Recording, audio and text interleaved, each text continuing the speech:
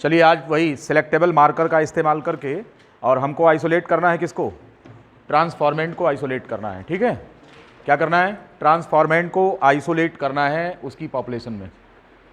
तो आपको पता है कि इस वेसल में आपके पास 3 तरह की सेल्स हैं। ये 3 प्रकार की सेल्स हैं, सेल ए, बी एंड सी। इसमें रिकॉम्बिनेंट डीएनए प्रवेश किया है, इसमें केवल प्लाज्मिड प्रवेश किया है, रिकॉम्बिनेंट डीएनए नहीं है ये, और इसमें कुछ प्रवेश नहीं किया है। हमने आपको बताया था कि जो सेल ए है, cell A is transformant,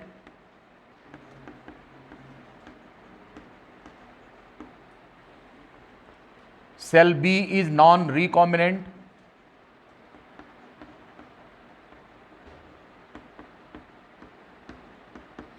and the cell C is non-transformant.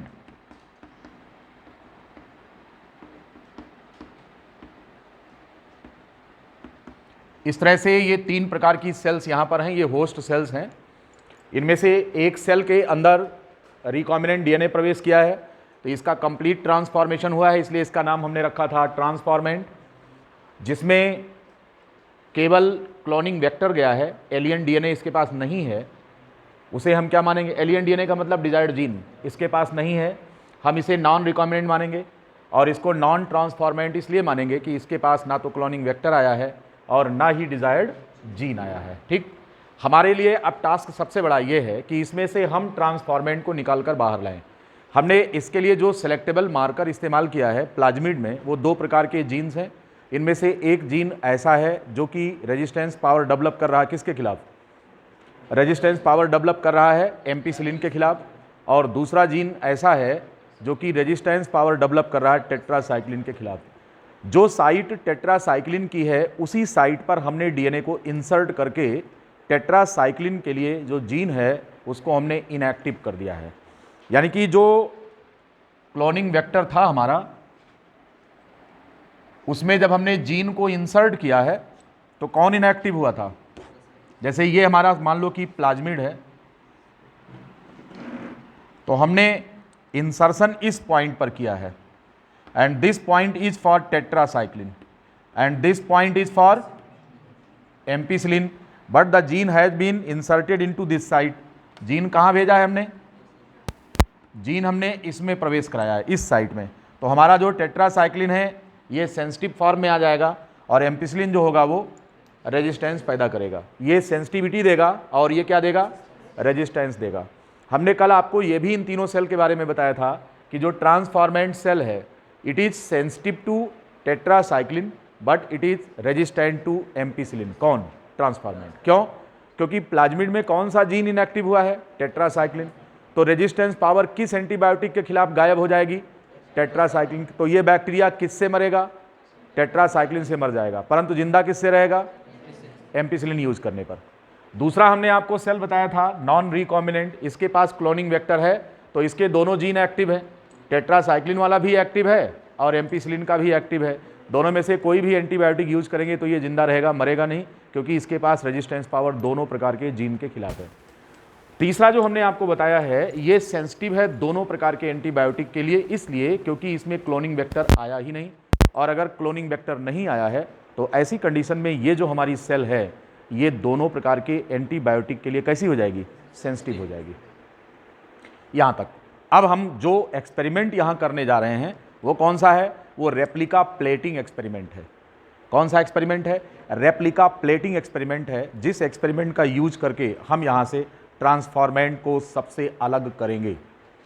ये रेप्लिका क्या चीज़ होती है, इसको जानने के लिए आपको पता होना चाहिए कि अगर हम किसी भी माइक्रोब पर वर्क कर रहे हैं, किसी भी बैक्टीरियल सेल पर वर्क कर रहे हैं, तो it is very difficult to work with a single cell. Why, because the size of bacterial cell is very small, so the cell which is invisible with the naked eyes, how can you work in laboratory with this. ऐसी cell जो कि हमारी नंगी आंखों से दिखाई नहीं पड़ रही है बिना माइक्रोस्कोप का इस्तेमाल किए हुए, तो हम एक सेल पर वर्क नहीं कर सकते। इसलिए क्या करना पड़ेगा, हमें इस सेल की पॉपुलेशन बढ़ाना पड़ेगा, मतलब हमें इस सेल की संख्या बढ़ानी पड़ेगी। सेल की संख्या बढ़ाने के लिए हमें इसका कल्चर करना पड़ेगा। तो जो ये सेल्स हैं इनका हम कल्चर करेंगे। तो कल्चर करने के लिए आपको मालूम है, आपने पीजी में पढ़ा होगा कि ये हमारी एक प्लेट है और इस पर हम कल्चर मीडियम प्रोवाइड करते हैं। ये क्या चीज है? ये कल्चर मीडियम है।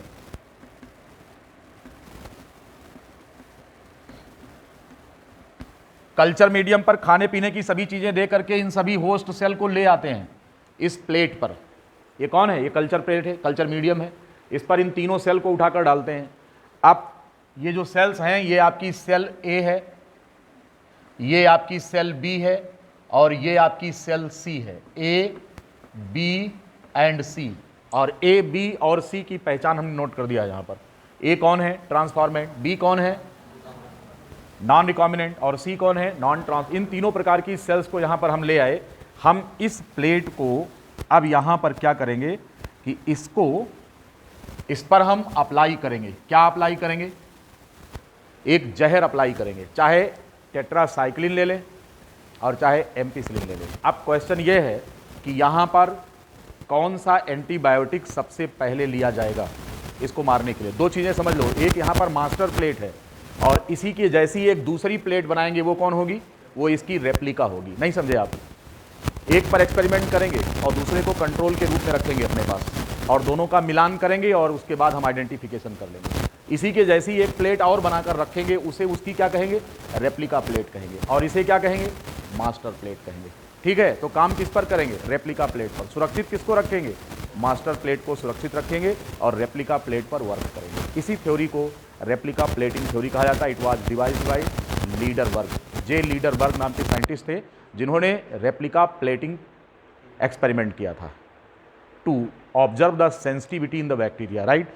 इसी प्रकार का एक्सपेरिमेंट जब आप अपना यूरिन या ब्लड का कल्चर करते हैं, उसमें किसी बैक्टीरिया का इन्फेक्शन है, तो ये जानने के लिए कि जो माइक्रोब उसमें पनप रहा है वो किस एंटीबायोटिक के खिलाफ रेजिस्टेंस रखता है और किसके लिए सेंसिटिव है, इसको जानने के लिए वही एक्सपेरिमेंट हम करते हैं। कौन सा?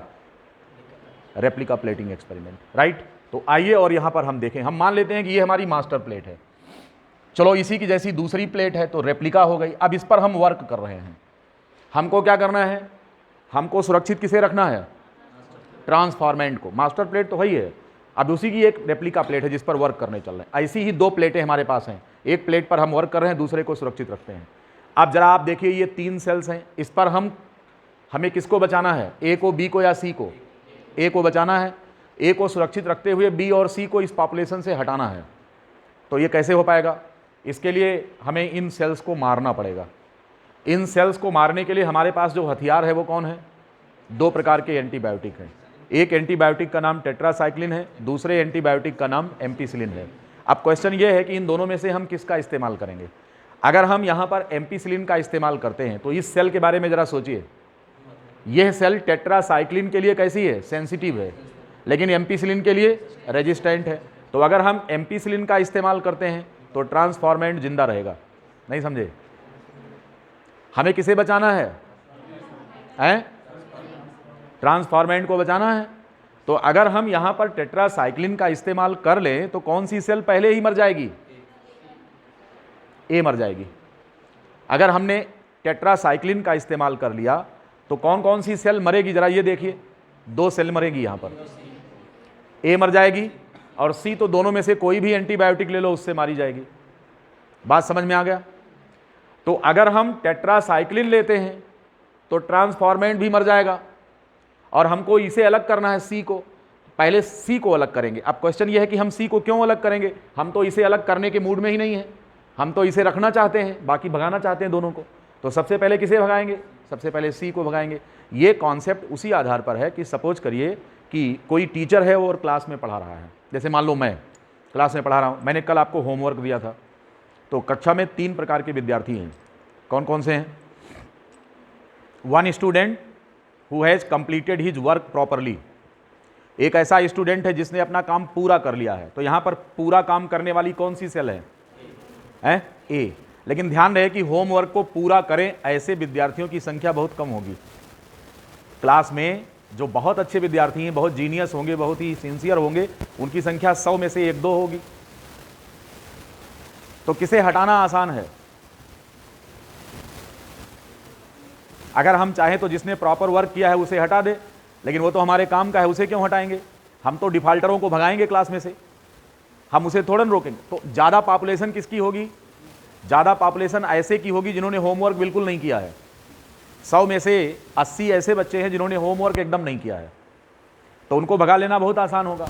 वो कैसे? सबसे पहले हम ये पूछेंगे वो बच्चे हाथ उठाएं जिन्होंने काम बिल्कुल नहीं किया है। खट से हाथ उठेगा, कितने? 70 80 बच्चों का हाथ उठ गया। तो अगर इन 80 को एक बार मार दें, धड़ाम धड़ाम धड़ाम धड़ाम धड़ाम भाग जाएंगे, सब खत्म, क्लास में 20 से बचेंगे, फिर तो चुनाव करना आसान हो जाएगा। अभी तो भीड़ ज़्यादा है ना, तो सबसे पहले भीड़ को हटाना है। किसी लड़ाई के मैदान में गए हैं, आप अकेले हैं, सामने वाला 15 है, सामने वाला 15 है, लेकिन उन 15 में से 13 ऐसे हैं जो महा डरपोक हैं, जो आवाज़ सुनकर भग जाएंगे। उनके लिए गोली नहीं चलाना पड़ेगा आपको। तो आप सबसे पहली स्ट्रेटेजी क्या होगी? लड़ाई के मैदान में सपोज करिए आप गिर गए हैं, आपको बचना है, तो कैसे बचेंगे? हैं? पहले हम चाहेंगे कि वो 12 भग जाएं जो कायर हैं, तो उनके लिए क्या करेंगे? दहाड़ेंगे तेजी से, आप आ जाओ देख लेते हैं, और हाथ लगाएंगे यहाँ पर, वो समझेगा कि पिस्टल निकाल रहा। तो 12 ऐसे हैं जो कि आवाज़ सुनकर भागना चाहते हैं, वो तो तुरंत भग जाएंगे। ये आपकी स्ट्रेटजी है। लड़ाई के मैदान से 12 तुरंत रफ्फू चक्कर हो गए। बचे कितने? 3। अब आपका काम आसान हो गया कि नहीं हो गया? नहीं तो ये 12 खड़े रहते। 12 आपकी दहाड़ सुनकर भाग गए मैदान से। बचे कितने? 3। इन तीनों को देख लेंगे। 3 में से एक ऐसा होगा जो बहुत खतरनाक होगा, 2 ऐसे होंगे और थोड़ा मतलब बहुत अव्वल दर्जे के डरपोक नहीं है, लेकिन थोड़े से डरपोक हैं। तो बिल्कुल ठीक उसी प्रकार से जैसे क्लास में 80 बच्चों की पॉपुलेशन ऐसी है जो कि काम बिल्कुल करके नहीं आए हैं, तो वो सबसे ज़्यादा डरे हुए हैं। जैसे कहेंगे आप कितने लोगों ने काम नहीं किया? बस 80 बच्चे डर के मारे हाथ उठा देंगे, मैम हमने काम नहीं किया। अगर टीचर हैं तो सर हमने काम नहीं किया। तो कितने हैं? खड़े हो जाओ। 80 बच्चे खड़े हो गए तुरंत, गेट आउट, भाग जाओ। 80 तो भाग गए। यहां वो डिफॉल्टर का सेल कौन है? जिसने कोई काम नहीं किया है, जिसने ना तो क्लोनिंग वेक्टर लिया है और जिसने ना ही cloning vector with alien gene लिया है। तो वो कौन सी सेल है? सी। तो हमारी स्ट्रेटजी ये है कि इसमें से सी को हटाएंगे, क्योंकि सबसे ज़्यादा सेल्स इसी प्रकार की होंगी उस पॉपुलेशन में जिनके पास डीएनए नहीं पहुंचा है। सबसे ज़्यादा इनकी संख्या होगी। जब आप 100 की भीड़ में गोली चलाएंगे तो 2 या 4 मरेंगे, घायल ज़्यादा होंगे, बचने वाले बहुत होंगे। तो बचे ज़्यादा, तो जो ज़्यादा है उनको हटाओ पहले, और ये हमारे काम की भी नहीं है। इनको हटाने का 2 तरीका है। इनको चाहे तो टेट्रासाइक्लिन से मार सकते हैं और चाहे तो एम्पिसिलिन से मार सकते हैं। अगर हम टेट्रासाइक्लिन से मारेंगे तो इनके साथ ये मर जाएगा जिसे हमको बचाना है। तो हम यहां पर सबसे पहले कौन सा एंटीबायोटिक लेंगे?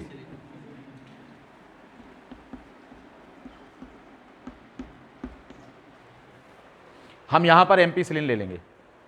हमको ट्रांसफॉर्मेंट को सेफ रखते हुए आगे की कहानी पूरी करनी है और इसमें से सी को मारकर हटाना है। तो हम पहला एंटीबायोटिक जो इस्तेमाल करेंगे वो एम्पिसिलिन होगा। यही क्वेश्चन आपसे पूछेंगे, रेप्लिका प्लेटिंग में कौन सी ड्रग का इस्तेमाल पहले करेंगे? तो हम उस ड्रग का इस्तेमाल करेंगे जिसके लिए ट्रांसफॉर्मेंट सेंसिटिव नहीं है, रेजिस्टेंट है, उस ड्रग का इस्तेमाल। तो हमने सबसे पहला काम किसका किया? अभी एक मेजर क्वेश्चन आपका बन गया कि इस सिद्धांत में सबसे पहली ड्रग जो हम इस्तेमाल करेंगे, पहला एंटीबायोटिक जो यूज करेंगे वो कौन सा होगा? तो आप बताएंगे साहब ये तो एम्पिसिलिन होगा, क्योंकि हम अगर टेट्रासाइक्लिन यूज करेंगे तो ट्रांसफॉर्मेंट भी मर जाएगा जिसे हमको बचाना है। अब आपकी ये जो प्लेट है इसको जरा ध्यान से देखिए, किसकी जगह खाली हो गई?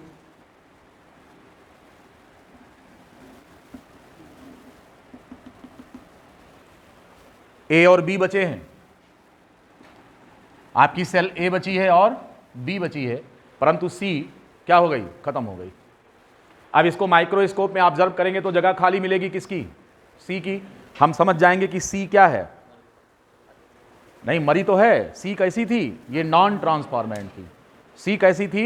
नॉन ट्रांसफॉर्मेंट थी। अच्छा हुआ मर गई, बढ़िया है, जाए, ये तो हमारे किसी काम की भी नहीं है।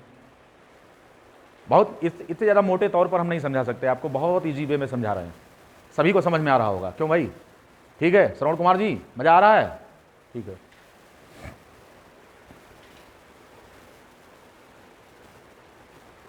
आपके पास अब जो प्लेट यहां दिख रही है इसमें से एक सेल हम मार चुके हैं एम्पिसिलिन का इस्तेमाल करके, परंतु ए और बी दोनों बच गए, क्योंकि एम्पिसिलिन से ना तो बी मरेगा और ना ही ए मरेगा, क्योंकि बी तो दोनों से नहीं मरेगा, ना टेट्रासाइक्लिन से ना एम्पिसिलिन से, और सी जो है वो टेट्रासाइक्लिन से मरेगा परंतु एम्पिसिलिन से नहीं।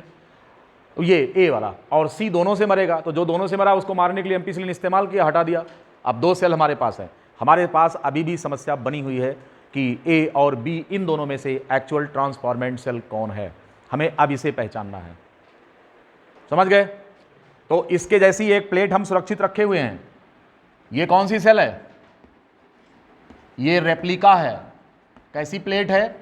Replica plate. इसकी जैसी एक प्लेट अभी हम बचा कर रखे हैं। यहां पर सेल ए है, ये सेल कौन है? बी है, और ये सेल कौन है? सी है। इसे क्या बोलेंगे?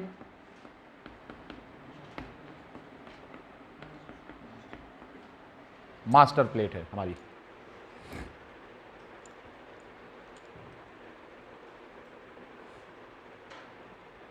तो पहला जो हमने स्टेप यहां पर लिया है, इसमें हमने एम्पिसिलिन का इस्तेमाल करके नॉन ट्रांसफॉर्मेंट को किसके खिलाफ अलग किया? ट्रांसफॉर्मेंट के खिलाफ अलग कर दिया। यानी कि यहां पर सिलेक्शन किसका किसके खिलाफ किया? ट्रांसफॉर्मेंट का नॉन ट्रांसफॉर्मेंट के खिलाफ सिलेक्शन किया। क्या यूज करके? अब क्वेश्चन अगर आपसे पूछा जाएगा कि the transformant was selected out against non for transformant using which kind of antibiotic, तो आप क्या बताएंगे? Your answer will be ampicillin. ये बात समझ में आ गई? चलिए, तो यहां पर एम्पिसिलिन का इस्तेमाल करके यहां पर हमने क्या काम किया? Transformant was selected out against non transformant. अब ये क्या करेंगे? अभी हमारे सामने समस्या किस बात की है कि ए और बी दोनों में से असली कौन है। अब आ जाओ क्लास में। क्लास में उन डिफाल्टर स्टूडेंट्स को डांट के मैडम ने भगा दिया कि भग जाओ, क्लास खाली हो गई। 80% बच्चे क्लास से बाहर चले गए। अब 20% में से छांट पाना बहुत आसान हो जाएगा, राइट। अब उसके बाद मैम पूछेंगी, अब ये बताइए कि वो कौन से बच्चे हैं जिन्होंने काम अधूरा किया है। अब उनकी संख्या कितनी है? 15%। तो 15% हाथ उठा लिए, तो उनको भी छड़ी मारकर भगा दिया। बचे कौन? 5%। कह रहे ये असली है, बस चुनाव कर लिया। बिल्कुल ठीक उसी पैटर्न पर अब हमको कौन सी सेल को भगाना है? यहां से है बी को भगाना है। क्या बी भागेगी? सवाल ही नहीं पैदा होता। क्यों? क्योंकि दोनों के लिए रेजिस्टेंट है। यहां हमको मारना पड़ेगा किसे? ट्रांसफॉर्मेंट को मारना पड़ेगा। आप कह सकते हैं साहब अभी तो आप कह रहे थे कि ट्रांसफॉर्मेंट को बचाना है, बचाया तो है ही है। कहाँ? मास्टर प्लेट पे तो है ही है।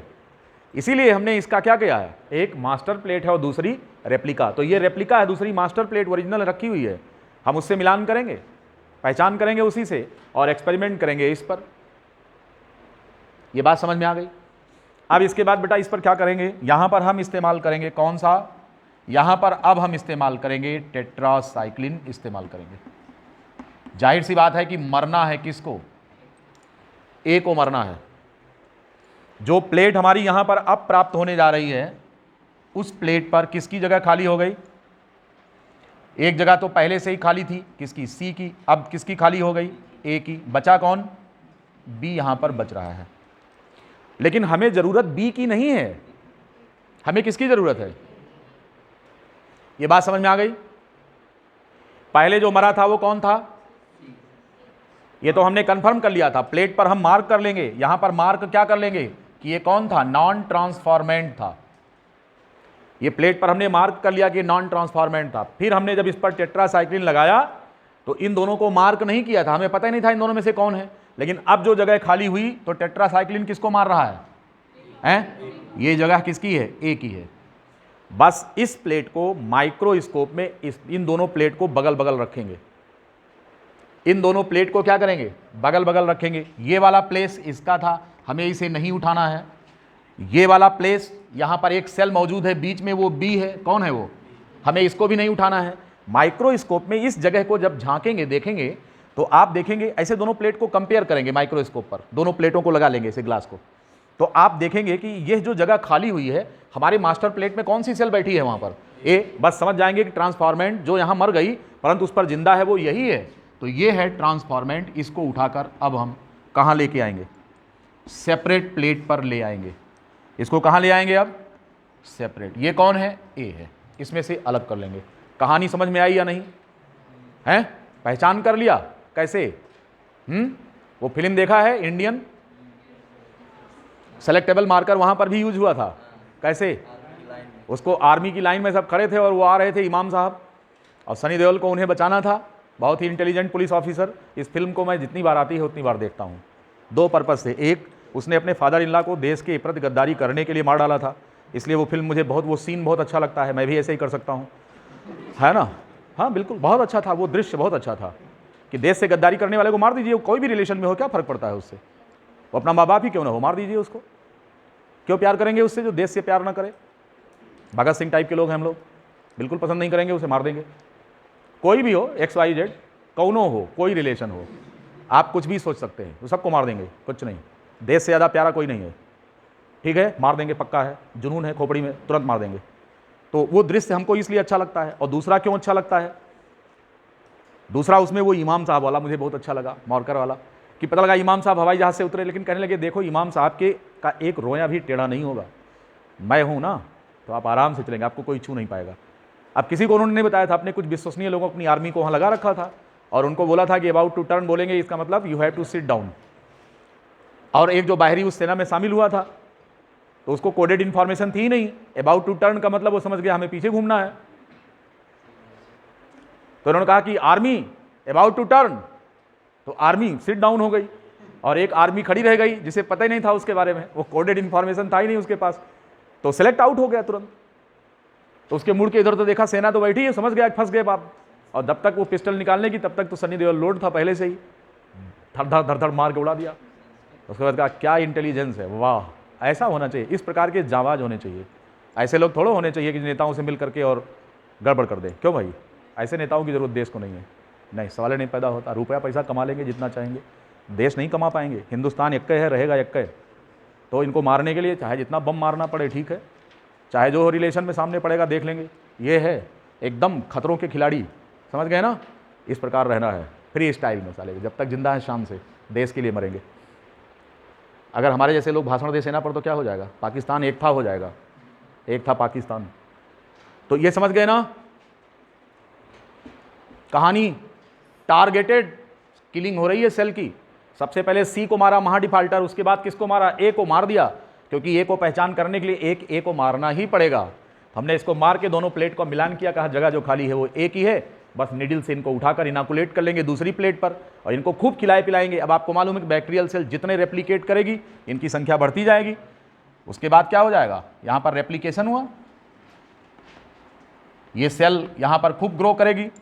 तो जब ये कॉलोनी रीच हो जाएगी, इस पर ढेर सारी सेल्स हो जाएंगी, 1 2 3 4 5।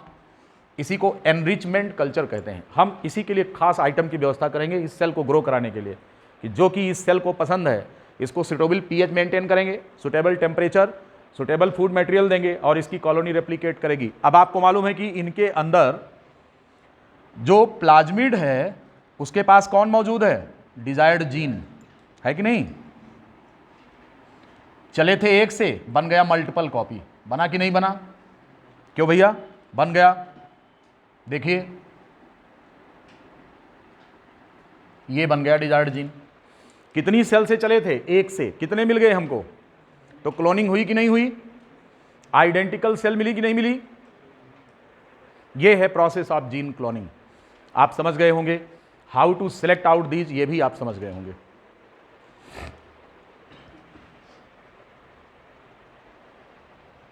ये एक्सपेरिमेंट और डायग्राम बहुत अच्छे से आपको समझ में आया होगा। कोई सवाल इस पर पूछना चाहे तो पूछ सकते हैं। Any question? No question.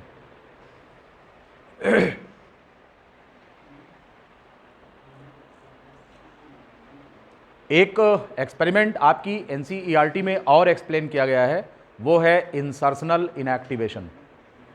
Insertional inactivation, जैसे हमने यहां पर सिलेक्टेबल मार्कर का इस्तेमाल करके ट्रांसफॉर्मेंट को पहचाना है, इसी प्रकार से बैक्टीरियल सेल को जिसमें ट्रांसफॉर्मेशन हुआ है, हम उसको इंसर्शनल इनएक्टिवेशन टेक्निक से भी पहचान सकते हैं। बहुत ज़्यादा डिस्कशन उसमें नहीं है, थोड़ा कॉम्प्लेक्स ये था, वो बहुत छोटा सा डिस्कशन है, अभी हम आपको समझा देंगे। तो इंसर्शनल इनएक्टिवेशन भी आपको समझ में आ जाएगा, ठीक है? तो आइए और इंसर्शनल इनएक्टिवेशन पर हम बात करें। इसमें कोई डाउट किसी को है? Any doubt? No doubt, it is okay now. हो गया कंप्लीट, मिटा देंगे अब।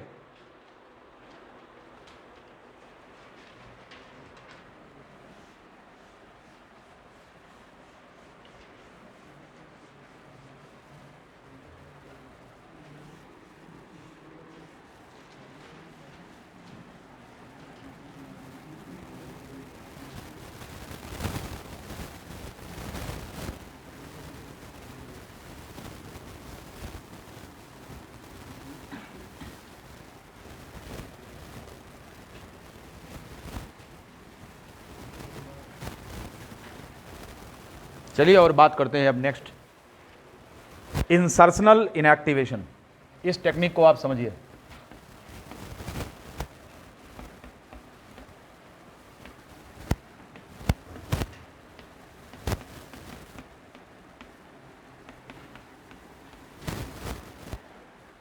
इंसर्शनल इनएक्टिवेशन,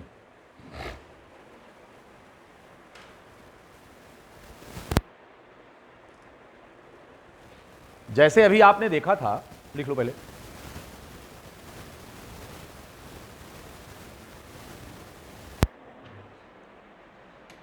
आपने जैसे देखा था कि जब हम डिजायर्ड जीन उस एरिया में लॉन्च किए थे जहां पर बैठा हुआ था कौन, टेट्रासाइक्लिन बैठा था, तो टेट्रासाइक्लिन इनएक्टिव हो गया था।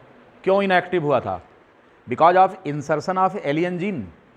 बाहर से हमने क्या किया था, एलियन जीन या डिजायर्ड जीन को इंसर्ट किया उसमें, और जैसे इंसर्ट किया तो हमने उसी पॉइंट पर इंसर्ट किया जहां पर टेट्रासाइक्लिन का रेजिस्टेंस डेवलप हो रहा था, तो वो जीन क्या हो गया था, inactive.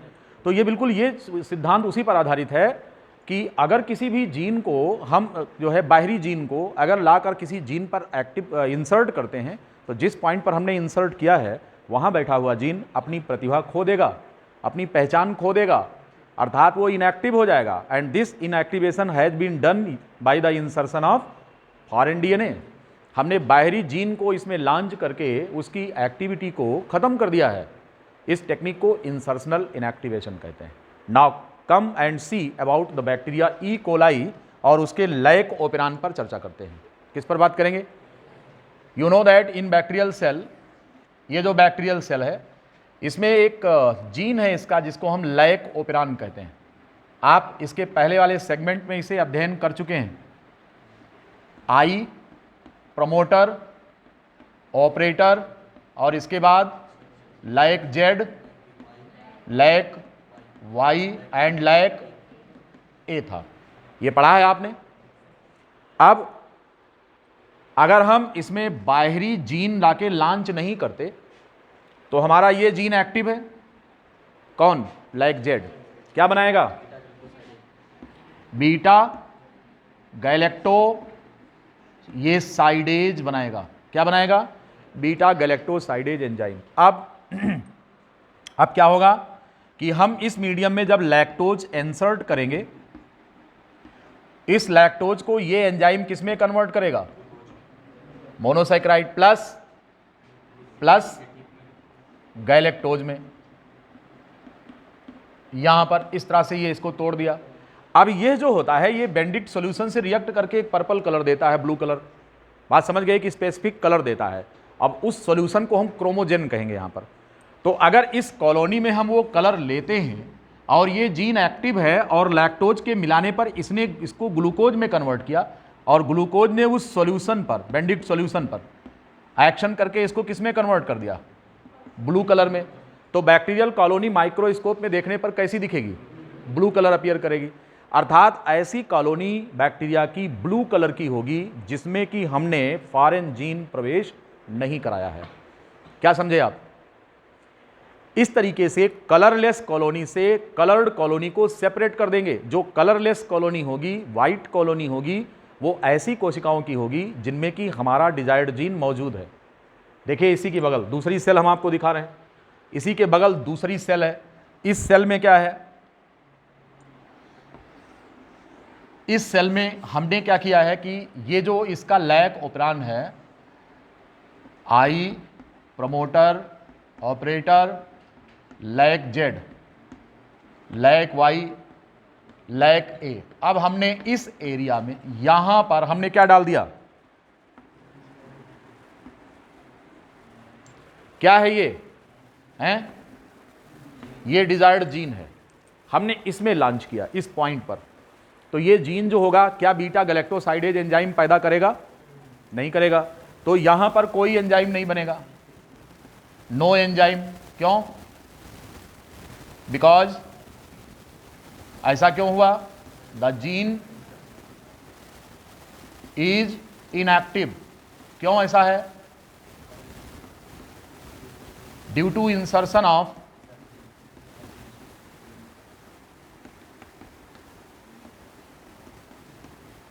Insertion of desired gene. चूंकि हमने इस एरिया में डिजायर्ड जीन को लॉन्च किया है तो ये जीन अपने आप में इनएक्टिव हो गया, बीटा गैलेक्टोसाइडेज बनेगा नहीं। ऐसी कंडीशन में जब बाहर से हम लैक्टोज इसमें डालेंगे, क्या आगे का रिएक्शन होगा? नहीं होगा। तो क्या कलर आएगा? नो। कॉलोनी कैसी अपीयर होगी? कॉलोनी कैसी बनेगी?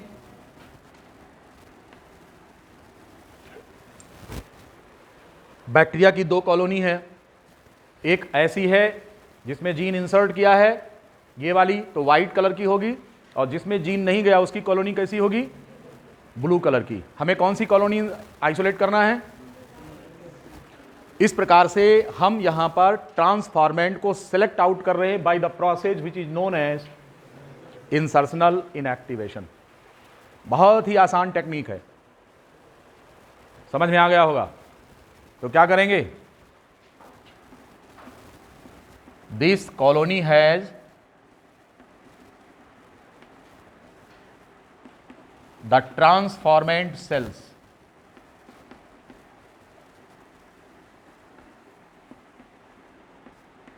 that are selected and isolated.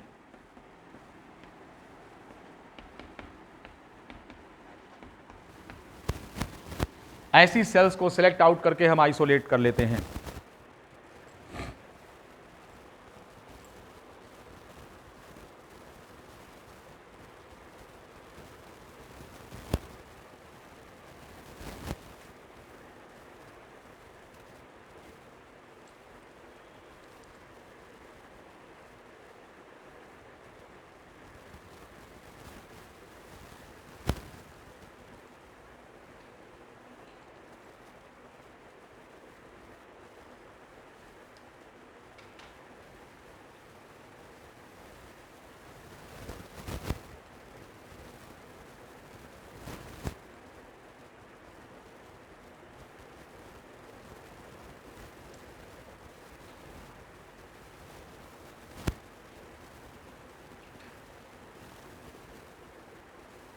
सपना का कोई फ्रेंड है यहाँ पर, उसे इनएक्टिव कर दें ग्रुप में, घर पर भी ना देख पावे, लगातार अनुपस्थित चल रही है, इसलिए हम पूछ रहे हैं।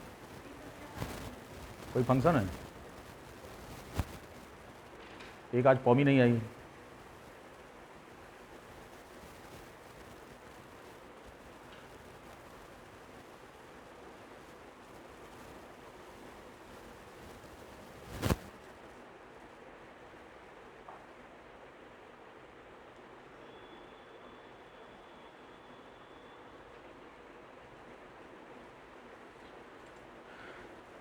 बात को समझ गए होंगे ये सारा, जल्दी पूरा कर लीजिए, आगे बढ़ें।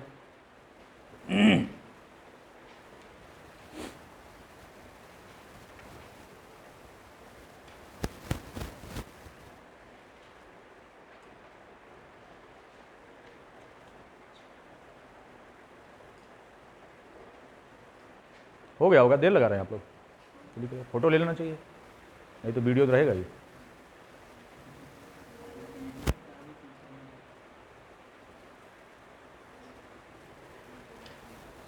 अब इसमें हमें डीएनए की पहचान करने के लिए एक टेक्निक दिखाई गई है जिसमें जेल इलेक्ट्रोफोरेसिस दिखाया गया है। दरअसल में जेल इलेक्ट्रोफोरेसिस इसका हिस्सा नहीं है, वो एक कॉमन टेक्निक है, उसे कहीं पर भी पढ़ सकते हैं हम, डीएनए फिंगरप्रिंटिंग में भी पढ़ लेंगे उसे, है ना। उसका डायरेक्ट यहाँ पर यूज़ नहीं है, उसको हम बताएंगे जब डीएनए को पहचान करना होता है तो कैसे करते हैं, ऑटो रेडियोग्राफ्स कैसे डेवलप किए जाते हैं, तो ये चीज़ हम डीएनए फिंगरप्रिंटिंग में भी पढ़ लेंगे। तो एक तरीका जो है हमारा ये है।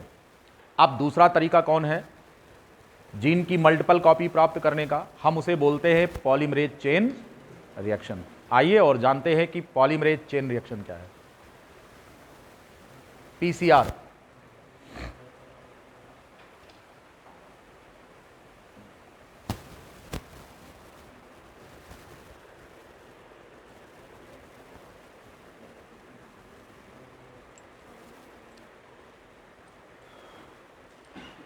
आजकल पॉलीमरेज चेन रिएक्शन का यूज धड़ल्ले से हो रहा है।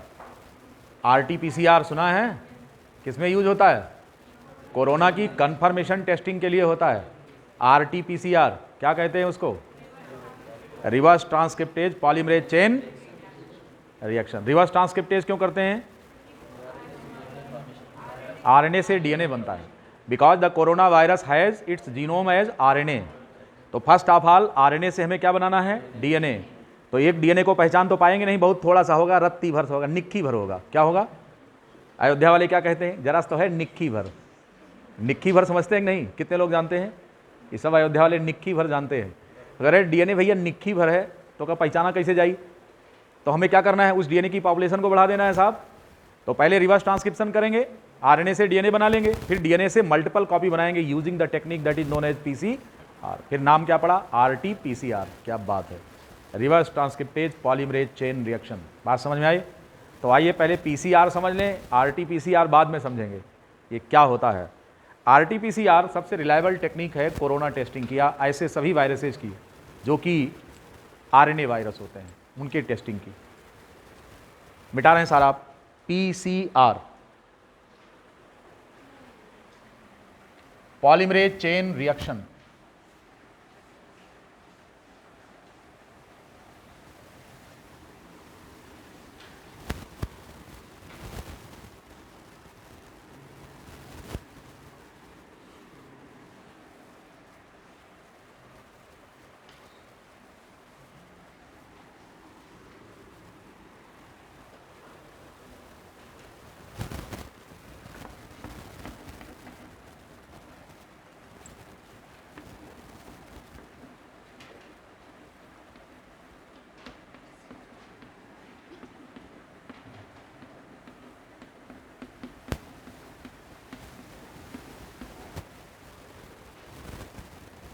पॉलीमरेज चेन रिएक्शन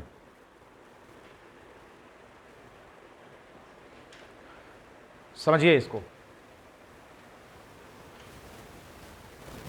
आपको पता है कि जो डीएनए का ट्रांसक्रिप्शन नेचुरल कंडीशन में होता है वो बहुत ही टाइम टेकिंग होता है, दैट टेक्स टाइम। हम ऐसी टेक्निक के बारे में अध्ययन करने चल रहे हैं जिसका यूज करके हम डीएनए की आइडेंटिकल कॉपीज बहुत कम समय में और मिलियंस ऑफ कॉपीज प्राप्त कर सकते हैं। ठीक है, एक्सपोनेंशियल ग्रोथ कराकर किसी भी डीएनए से 1 से 2, 2 से 4, 4 से 8, 8 से 16, 32, 64, 128, 256, 512, 10, 24, 20, 64, 48 ऐसे प्राप्त हो जाएगा। एक्सपोनेंशियल ग्रोथ होगी। कैसे हो पाएगा ये काम? ये काम हमारी सामान्य सेल में तो नहीं हो सकता, क्योंकि आपको पता है, आप पढ़ चुके हैं, पढ़ने में जब इतना देर लगा तो डीएनए बनने में कितना देर लगेगा? हैं, 2 दिन लग गया पढ़ने में। इतनी लंबी टेक्निक क्या बताया? पहले बताया कि डबल स्टैंड पर बनेगा नहीं डीएनए, उसको ओपन करना होगा, ओरी चाहिए, एसएसबी चाहिए, रेप्लिकेशन फैक्टर चाहिए, सब सारी बातें बताया हमने आपको।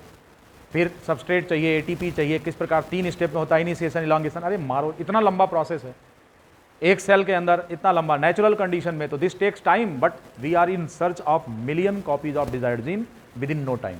बहुत कम समय में हमको एक जीन लाइब्रेरी बनाना है। क्या करेंगे? पीसीआर का इस्तेमाल करेंगे। अब इसमें क्या होता है कि अगर कोई डिजायर्ड जीन मिल गया है तो हम उसकी मल्टीपल कॉपीज आर्टिफिशियल टेक्निक से करेंगे, बायोलॉजिकल सिस्टम से नहीं, क्लोनिंग वेक्टर का इस्तेमाल नहीं करेंगे, डायरेक्ट करेंगे। तो उसके लिए क्या करना पड़ेगा है? आपको मालूम है कि ये फास्ट कुछ नहीं है, ये डीएनए रेप्लिकेशन है, लेकिन डीएनए रेप्लिकेशन आर्टिफिशियल कंडीशन में है, मतलब लेबोरेटरी में है, टेस्ट ट्यूब में है, मशीन में हम करा रहे हैं इसको। तो यहां पर क्या होता है कि जो हमारा डबल स्ट्रैंड डीएनए होता है, you know, first of all we have to separate it. मैंने आपको इसके सेपरेशन के 2 तरीके बताया था। कौन कौन सा? एक हम एंजाइम का इस्तेमाल करके करते हैं, ठीक है। प्रतीक्षा सिंह जब एंजाइम का इस्तेमाल करते हैं तो डीएनए के सेपरेशन की इस टेक्निक का नाम क्या बताया था? कोई बोलेगा नहीं। जब डबल स्ट्रैंड डीएनए को हमने एक दूसरे से अलग किया एंजाइम का इस्तेमाल करके, इस टेक्निक का नाम क्या है? बोलिए। नहीं पता है क्योंकि पढ़ के नहीं आती हो, पढ़ती नहीं हो घर पे सही से, कैसे काम चलेगा? तुम बताओ रेहाना। नहीं पता है। देखो अभी इसके पहले डीएनए रेप्लिकेशन में पढ़ा है, बताओ प्रतिज्ञा, बताओ। हैं? डीनेचुरेशन तो कह सकते हैं उसको, लेकिन जब हम टेम्परेचर यूज करते हैं, हीट अप्लाई करते हैं, तब होता है। अनवाइंडिंग कहते हैं उसको। जब एंजाइम का इस्तेमाल करके डबल स्ट्रैंड डीएनए को सिंगल में खोलते हैं, उस प्रोसेस को क्या कहते हैं? और जब हम हीट अप्लाई करते हैं इस प्रोसेस को क्या कहते हैं? डीनेचुरेशन या मेल्टिंग कहते हैं। बात समझे कि नहीं? अब यहाँ पर क्या करेंगे? अगर हम हेलिकेज के भरोसे बैठे रहेंगे तो पूरा दिन गुजर जाएगा। 24 घंटे में एक बार हमारी सेल डिवाइड करती है, पता है ना, एनिमल सेल, ह्यूमन सेल 24 घंटे में, नहीं पता है, जानिए। और ई कोलाई सेल है कुछ मिनट में डिवाइड हो जाती है, 20 से 30 मिनट में, ठीक है। और हमारी सेल, एक ह्यूमन सेल को डिवाइड होने के लिए 24 घंटे से कम का समय नहीं चाहिए। पता लगा एक सेल से 2 प्राप्त करने में 24 घंटे लग गए, 2 से 4 प्राप्त करने में 48, 4 से 8 प्राप्त करने में 72 घंटे। ऐसे तो उम्र ही गुजर जाएगी 1 लाख कॉपी प्राप्त करने में, पता अपने ना रहेंगे हैं। तो इसके सहारे बैठेंगे क्या? जी नहीं। हम यहाँ पर फास्ट रेप्लिकेशन करने के लिए ज़रूरी है कि हम इसे बहुत तेज़ी से दोनों स्ट्रैंड में ओपन कर दें।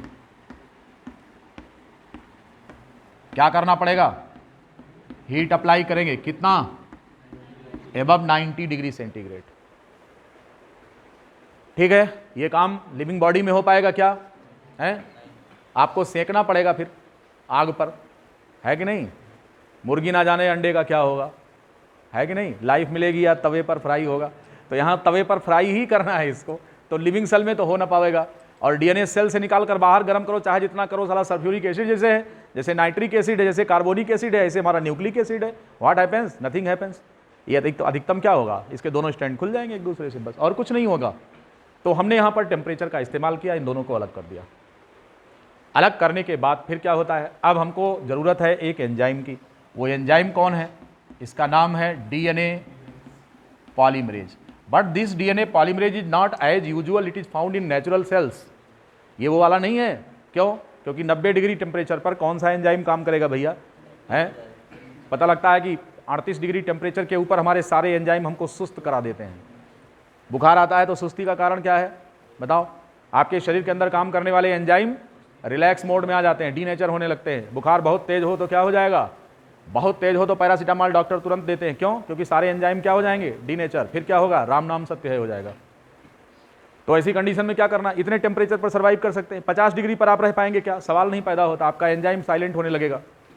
ऐसी कंडीशन में आप एयर कंडीशनर ढूंढने लगते हैं, तालाब में कूद पड़ेंगे, पानी में, कुएं में, नदी में, जहां मौका मिलेगा कूद जाएंगे अपने शरीर के टेम्परेचर को कांस्टेंट करने के, because we are homeothermic animal.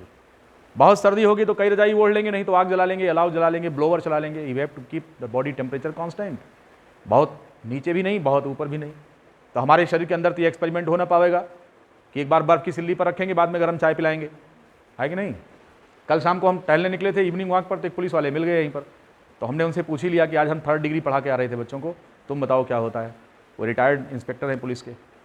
तब उन्होंने बताया, कहा मत पूछो साहब, बहुत कुछ होता है। हम कहे बता दो, हम किसी से बताएंगे नहीं। तो उन्होंने बताया, फिर कई बड़ा तगड़ा बताया, है कि नहीं? हाँ, तो ऐसा तो करेंगे ना, हम हीट अप्लाई करेंगे और दोनों स्टैंड इसके खुल जाएंगे। And this one is known as melting, या इसी को डीनेचुरेशन कहते हैं। हम इसको डीनेचुरेशन या इस घटना को मेल्टिंग कहते हैं, melting of DNA.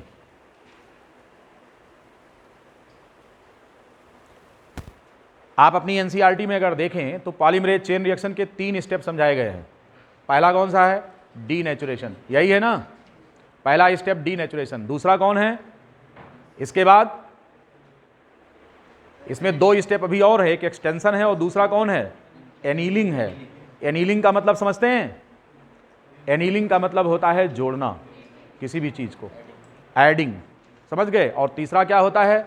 Extension process होता है। एक्सटेंशन का मतलब जैसे आप पढ़ते हैं इलॉन्गेशन, आपने नेचुरल मेथड में क्या पढ़ा था? Elongation, the addition of nucleotide base pairs, it is known as extension. बात समझ में आ गया? तो ये 3 स्टेप में आपका रिएक्शन हो रहा है। तो जब हमने यहां पर इन दोनों को अलग किया मेल्ट करके, अब जरूरत इस बात की है कि यहां पर कौन सा एंजाइम लगेगा?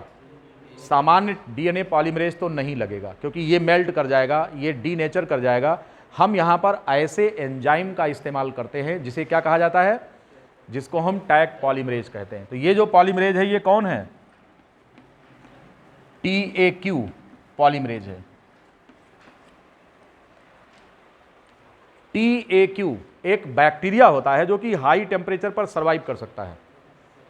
थर्मस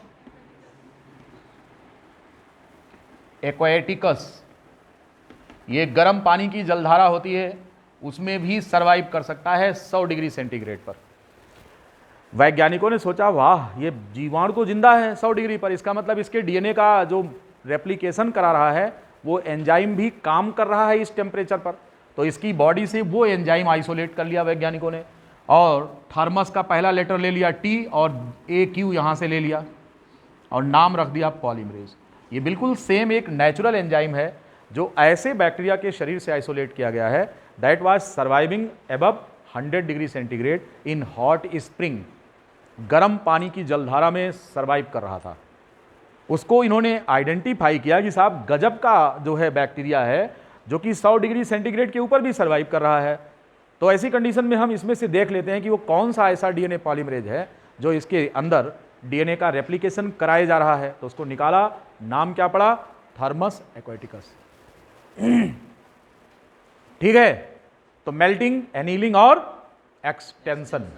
एक्सटेंशन में क्या होता है, ये पॉलीमराइजेशन होता है, और पॉलीमराइजेशन करके हम क्या करते हैं, अब यहां पर देखेंगे कि टेम्परेचर को अल्टरनेट करना पड़ता है। एनीलिंग के लिए लो टेम्परेचर चाहिए और मेल्टिंग के लिए हाई टेम्परेचर। तो हर साइकिल में ये दो काम होता है। कौन सा, एक बार हम उसको मेल्ट करेंगे, दूसरी बार उसको एनील करेंगे। तो पता लगा melting annealing, high temperature low temperature, high temperature low temperature, यानी कि 90 डिग्री सेंटीग्रेड फिर 30 डिग्री सेंटीग्रेड, 90 डिग्री सेंटीग्रेड फिर 30 डिग्री सेंटीग्रेड। ये जो टेम्परेचर का अल्टरेशन है ये सामान्य तौर पर तो नहीं हो सकता। एक गर्म चाय, गर्म कप में एक गर्म चाय रख लो और आप उसको ठंडा करना चाहो कि वो 10 डिग्री टेम्परेचर पर आ जाए, संभव है? This will take time. अब उतने समय में तो मिलियन कॉपी बना चुके हैं डीएनए की, तो ये कैसे संभव है भाई? इसको यहां पर एक डिजिटल थर्मल एडजस्टर मशीन का इस्तेमाल करना पड़ेगा, जिसको हम थर्मल साइक्लर कहते हैं, for the quick adjustment of temperature, because annealing requires 30 degree centigrade and melting requires 90 degree centigrade. तो यहां पर जो थर्मल एडजस्टमेंट हो रहा है, द क्विक एडजस्टमेंट, लिखो, the quick adjustment of temperature is done. यहां पर टेम्परेचर क्या कर रहे हैं, एडजस्ट कर रहे हैं। The quick adjustment of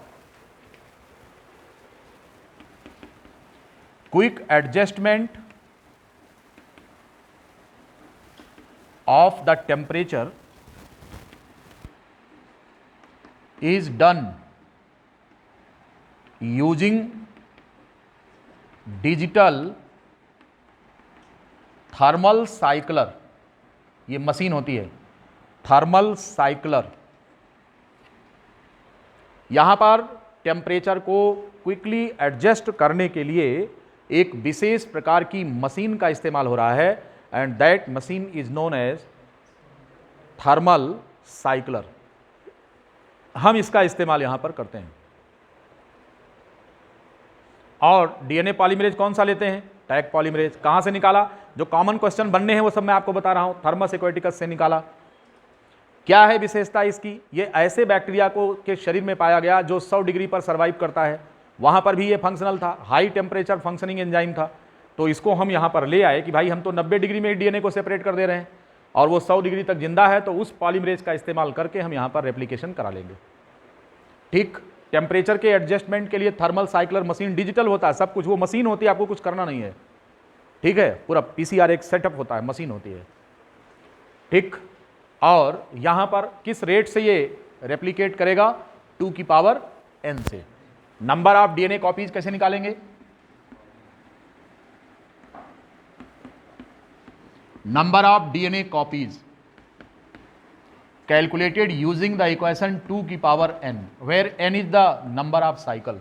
n क्या है, नंबर ऑफ साइकिल।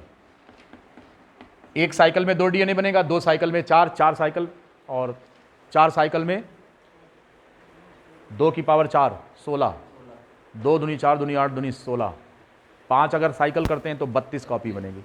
इस प्रकार निकाल लेंगे इस फार्मूले का यूज करके। ऐसे में हम किसी भी जीन की आइडेंटिकल कॉपी प्राप्त कर रहे हैं, क्योंकि म्यूटेशन का कोई चांस नहीं है यहाँ पर, और फास्ट रेप्लिकेशन कराकर विद इन नो टाइम किसी भी जीन की क्लोनिंग करा सकते हैं। PCR, polymerase chain reaction. यहां पर चेन में रिएक्शन होता है, क्योंकि अभी एक था, अब 2 डीएनए बन गए, अब 2 साइकिल चल गई डीएनए की, फिर अगली बार 4 साइकिल चल जाएगी, फिर अगली बार इस प्रकार से बहुत ही कम समय में मल्टीपल, क्योंकि ये जो कैलकुलेशन है तो एक साइकिल के हिसाब से है ना, कि एक डीएनए से स्टार्ट करके हमने किया, आगे से 2 चलेगा, फिर 4 चलेगा, फिर 8 चलेगा, फिर 16 चलेगा, इस प्रकार। और बहुत कम समय में मल्टीपल कॉपीज बन जाएंगी डीएनए की, और इस डीएनए को हम मार्केट में लेबोरेटरी में क्या नाम है, लेबोरेटरी में इकट्ठा कर लेंगे, और जीन के इस कलेक्शन को हम जीन लाइब्रेरी कहते हैं।